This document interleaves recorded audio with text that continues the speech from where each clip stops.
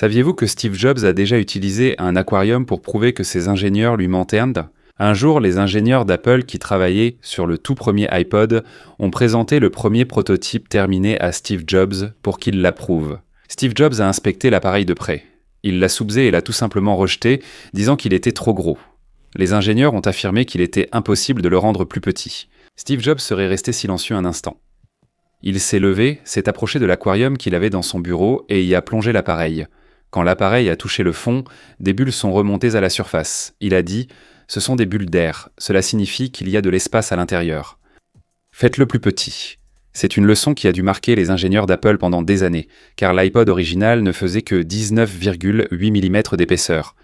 Le dernier modèle d'iPod d'Apple, l'iPod Touch 7e génération, ne faisait que 6,1 mm d'épaisseur. Il n'y avait plus aucun espace à l'intérieur. Et si vous avez un iPod qui traîne, comme un ancien modèle, mettez-le dans un aquarium. Regardez ce qui se passe.